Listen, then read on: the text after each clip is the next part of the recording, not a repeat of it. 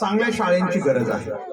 चांगल्या हा शब्द मुद्दाम वापरतो मी सरांचं कौतुक केल्यानं काही कमी होणार नाही आणि जास्त होणार नाही. परंतु मी एवढं नक्की सांगेन सर, तुमचा स्टाफ मी बघतोय गेले 1-2-3 वर्षापासून आपल्याकडे धडपड आहे, मुलांना घडवण्याची क्षमता आहे. फक्त स्टाफला मी आणखीन सांगेन, सांस्कृतिक बरोबरच आता आपल्याला विद्यार्थ्यांच्या खऱ्या अभ्यासाकडे मी थोडं आपण लक्ष द्यावं. कारण या पालकांनी तुमच्या जीवावर ही मुलं पाठवलेली आहे. तुम्ही करताय नाही असं नाही, मी मुद्दाम तुम्हाला सल्ला देतो. त्यात आपला करतो याला काही म्हणजे जितकं करेल तेवढा अधिक आहे आणि मुलं घडणार आहेत ते तुमची संपत्ती असणार आहे. म्हणून हक्कानं तुम्हाला हा सल्ला देतो की तुम्ही जेवढं कराल तेवढं आणखीन करत राहा. शाळेचं नाव होईल, समाजाचं होईल आणि तुमचं तर होईलच होईल. या ठिकाणी पालकांनाही मी विनंती करेन, शाळेत मुलं पाठवलेत म्हणजे सगळी माझी जबाबदारी संपली. 10 रुपये किंवा जी काही फीस आहे भरली म्हणजे आता आमचं काही नाही, ती शाळेनं बघावं असं काही करू नका. शाळेतला स्टाफ खूप चांगली मेहनत घेत असतो, पण झालेल्या घरी थोडंसं तुम्ही त्याला आणखीन तो करतात की नाही विद्यार्थी. आजकाल मोबाईलचं फॅड तर माहिती तुम्हाला. पण मी याच्या पुढे जाऊन भोसले सर तुम्हाला विनंती करतो की पालकांना आधी याचं शिक्षण दिलं पाहिजे की त्याच्या आई वडिलांनी मोबाईल नाही बघितला पाहिजे तरच मुलं सुधारतील. नाहीतर हा मोबाईलचा व्हायरस इतका बेकार आलेला आहे. अहो आता मुलं सुद्धा मोबाईल बघत व्हायला लागलेत म्हणल्यावर आता हो का ते आपण हे ठिकाण बोलायचं नाही. पण एक सांगतो तुम्हाला सर, आमचा काळ असता की आम्हाला रात्री 10 वाजता बुटानं हाणून घरात नेत होते. बरोबर सर, कवर खेळतोच बाहेर म्हणून, पवायला नाही गेलं तरी मार. बरोबर बाप्पा, होतं का नाही? कासारीचे पवायला नाही गेलं तरी मार, व्यायामाला नाही गेलं तरी मार. बाहेरच जायला परवानगी नाही, रडायला की त्याच्या हातात मोबाईल. म्हणजे ही परिस्थिती आली. आणि पुन्हा दुसरा एक मला एक विनंती, या बाप्पा वरी या, ती अशी करणार आहे की तुम्ही केजच्या नगरीचा, केज शहराच्या विकासामध्ये आपण सिंहाचा वाटा उचलता, पण आपण शिक्षण संस्थेच्या माध्यमातून सगळ्या शिक्षण संचालकाची मीटिंग घ्यावी, सगळ्याला प्रोत्साहन द्यावं. हे ठीक आहे, कंबर हलविणं, हे करणं, पोरांचं हे टॅलेंट ह्याच्यात दाखविणं हा विषय वेगळा आहे.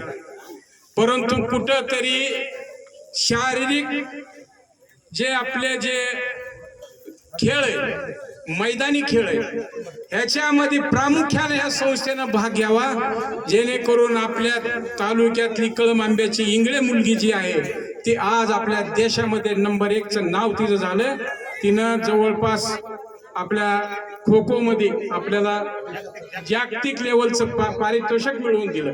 ह्याच्यासाठी आपण ह्या ठिकाणी पाऊल उचलावं. त्याबरोबर तुमच्या बरोबर आम्ही पूर्ण, ईश्वर मुंडे सर असतील, आम्ही सगळे, दिनकर पाटील असतील, आम्ही सर्व तुमच्या बरोबर ह्या बी कामात राहू. परंतु शिक्षण संस्थेच्या शिक्षण ह्या टॅलेंट बरोबर आपण ह्या ठिकाणी मैदानी खेळाच्या स्वरूप किती प्रमाणात मोठं देता येईल त्याचा आपण विचार करावा. आज मी बघतो ह्या मुलांची इच्छा आहे की आमचं लवकर आम्हाला स्टेजवर ही बॅच खाली उतरायला. त्यांच्यापेक्षा सुद्धा सर त्यांच्या आयाच्या चेहऱ्यावरचे हे बघा तुम्ही, माझ्या लेकराचं पावडरच कमी झालंय, गंधच इकडे गेलाय, ह्याच्यातच त्यांचं मन चाललंय सगळं. म्हणून जास्त वेळ घेत नाही आणि ईश्वर मुंडे साहेबांनाच विनंती करतो की तुमचं मार्गदर्शन आम्हाला लाभावं. एवढंच बोलून मी या ठिकाणी ज्ञानेश्वर गुरुकुलला शुभेच्छा देतो आणि तुमचं लावलेलं हे वटवृक्षात रूपांतर व्हावं. आता गोवे सरांनी सांगितलं की मोठे एखाद्या 2 एकर मध्ये संस्था तुमची उभारावी, त्याच्यासाठी सुद्धा आम्हाला काही समजा असेल तर आम्ही सुद्धा आपल्या बरोबर त्या कार्यात सहभाग घेऊ. तुम्हाला या संस्थेचं वटवृक्ष करण्यासाठी आमचा सहभाग नक्कीच राहील. एवढंच मी या ठिकाणी बोलतो. मला या ठिकाणी बोललेलं सर्वांचे आभार करतो आणि थांबतो. आदरणीय तात्या, या ठिकाणी उपस्थित आदरणीय भोसले सर, चाटे दादा, बप्पा चाटे पाटील, हनुन बप्पा, सरपंच मिसाळ साहेब आणि त्यांचं नाव नंतर घेतो.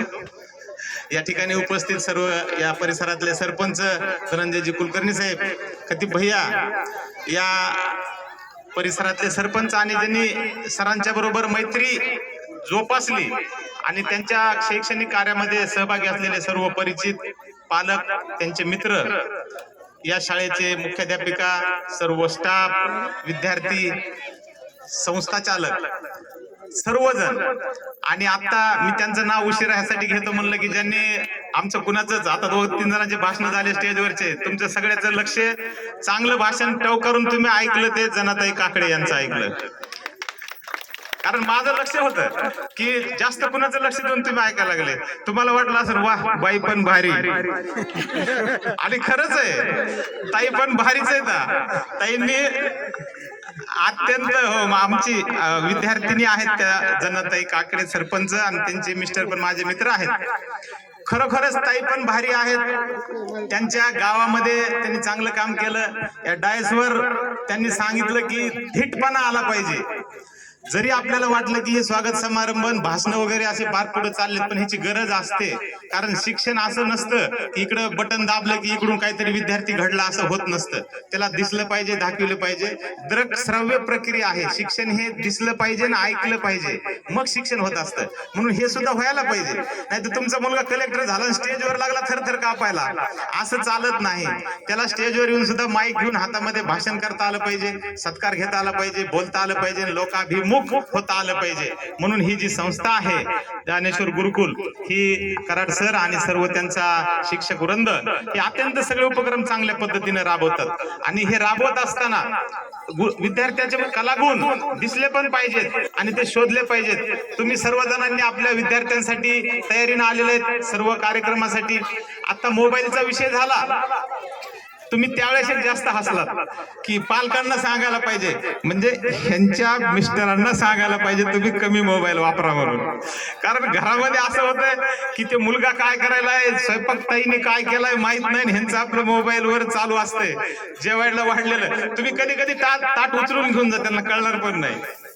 तर हा थोडा दुर्गुण आहे का कुठलीही गोष्ट दुधारी तलवार असते. मोबाईलची गरज पण आहे. जागतिक इंटरनॅशनल जे शिक्षण आहे ते मोबाईल मध्येच आहे, परंतु त्याचा किती वापर करायचा हे सुद्धा महत्वाचं आहे. म्हणून विद्यार्थ्यांना प्रमाणामध्ये आपण कोणत्या गोष्टी देणं गरजेचं आहे. हे बाल विद्यार्थी आहेत, त्यांनी चांगल्या पद्धतीनं शिक्षण घेतलेलं आहे. तुम्ही योग्य जागेवर आणून विद्यार्थ्याला शिक्षण देत आहात. गुरुकुलामध्ये, गुरुकुल हा शब्द खूप महत्वाचा आहे. राजा श्रीराम प्रभू, लक्ष्मण, भरत, शत्रुघ्न हे राजाची मुलं होते, तरी दशरथ राजाने त्यांना शिकवायला कुठं पाठवलं होतं? गुरुकुलामध्ये पाठवलं होतं. कारण गुरुकुलामध्ये गेल्याशिवाय विद्या लाभत नसते. गुरुच्या प्रती आदरभाव, गुरुच्या प्रती मान सन्मान, स्वावलंबन हे त्या आश्रमामध्ये होत असतं. म्हणून शब्द जरी ते इथं निवासी ठेवत नसले तरी गुरुकुल या शब्दाला खूप महत्व आहे. आणि भविष्यामध्ये ही पाळी येणार आहे. मोबाईल तुमचे मुलं घरी वापरू नका म्हणलं तर ते वापरायचे बंद होणार नाहीत. पण तुम्ही जर गुरुकुलामध्ये ठेवलं आणि मोबाईलचा संबंधच नाही, सर बऱ्याच शाळेमध्ये 8 दिवसात फक्त 5 मिनिटं तुम्हाला दिले जातात की पालकांनी मुलाला फक्त 5 मिनिटं मोबाईलवर बोलायचंय.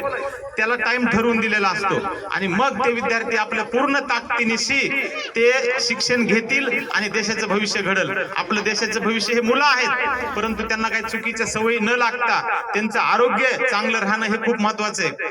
विद्यार्थ्यांना, शाळेतल्या शिक्षकांना विनंती करतो की विद्यार्थ्यांना आता थोडं शिकविणं कमी होईल, जास्त होईल, पण त्यांना शिस्त, त्यांना स्वावलंबन आणि निर्व्यसनीपणा ह्या गोष्टी शिकविणं फार गरजेचं आहे. कारण आपण बघतो बाप्पा, बऱ्याच गावामध्ये 25, 30, 35, 40 वर्षाची मुलं अपघाताने, व्यसनाने मृत्यू पावायला लागलेले आहेत. मग शिक्षणामधून काय उपयोगाचं? तिथं जाऊन श्रद्धांजली अर्पण करण्यापेक्षा त्यांना निर्व्यसनी राहा म्हणून सांगणं गरजेचं आहे आणि हे शाळा कॉलेजमध्ये सांगणं गरजेचं आहे. तर ह्या गुरुकुलाचे विद्यार्थी निर्व्यसनी घडतील, सुसंस्कारी घडतील, आई वडिलांना आई आणि वडील म्हणतील. कारण बऱ्याच विद्यार्थ्यांना आईला आई, वडिलाला वडील म्हणायची लाज वाटते. असे विद्यार्थी आपल्या शाळेतून घडू नयेत. आणि आता मला वाटतं डीपी नसलेली किंवा ऑनलाईन नसलेली आई ह्या विद्यार्थ्याची नसणार आहे. आपल्या, तुमच्या, आमच्या पिढीचीच आई की ती ऑनलाईन नव्हती किंवा त्यांचा डीपी नव्हता. ह्या आजी जे आहेत ह्यांची एक पिढी आहे की तुमचा मोबाईल, डीपी आणि ऑनलाईन नाही.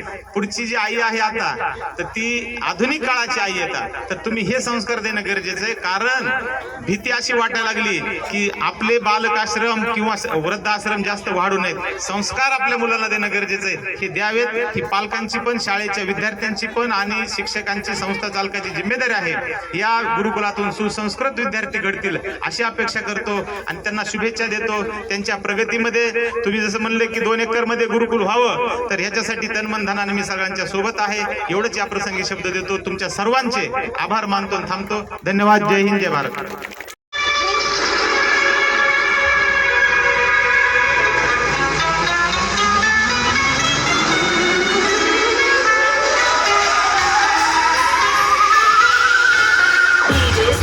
In the mix. Let's go!